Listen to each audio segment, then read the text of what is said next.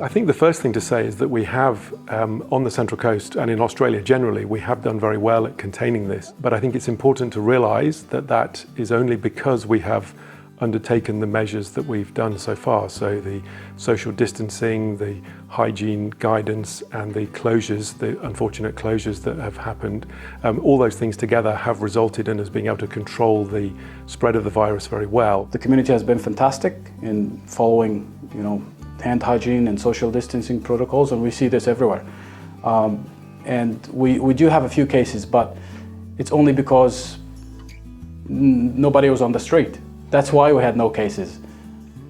You go back to normal, this time next month, we could be like New York. So don't just take it lightly.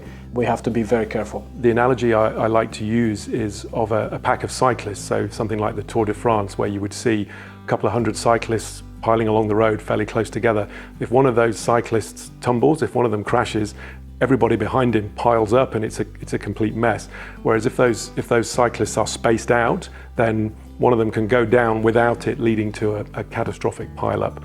And I think that is something that is comparable to managing this virus. If we maintain these social distancing and hygiene practices as we relax the restrictions, then the chances are that hopefully we will avoid a second wave, or if something like that does occur, we'll pick it up quickly and hopefully be able to move to contain it.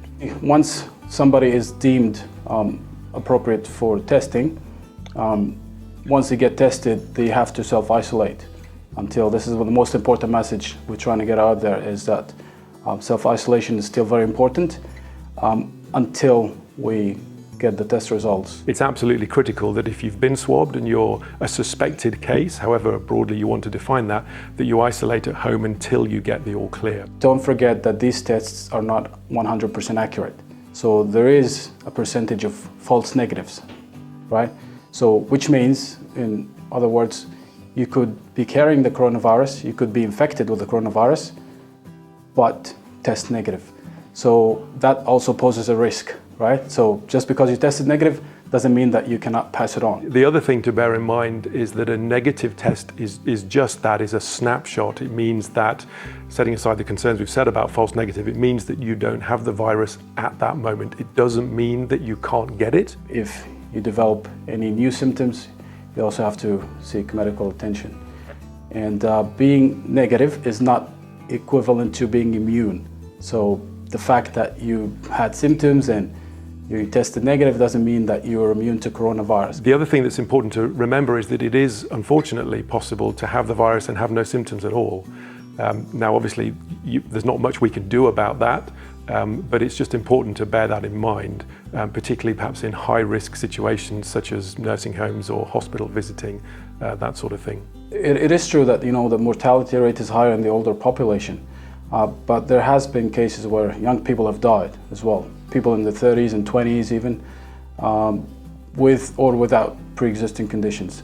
So the younger population is not immune. It's important to realize that the measures that we've put in place to manage coronavirus are by and large applicable to any other virus or illness that might spread through the community. So particularly as we go into winter and traditionally the flu season, those same practices that we have adopted to reduce the spread of COVID will also help to reduce the spread of other respiratory viruses, and such as influenza, which we typically see through the colder months. We cannot tell whether the patient has coronavirus or not just based on the symptoms.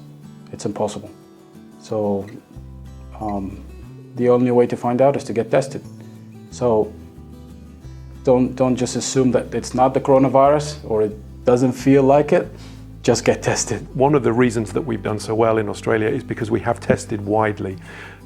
We have done a lot of tests per head of population, and without that we don't find the cases, which means we don't control it. We have done really well, but we want to keep it that way. The main risk is complacency. If we relax too soon, this will come back to bite us. But if we're sensible, and of course, there's economic pressures about opening the country up and the psychological impact of prolonged closures. These are all very real concerns, and they are good reasons for us to do the relaxing, but we need to do it slowly and we need to keep up the testing so that we don't get the second wave.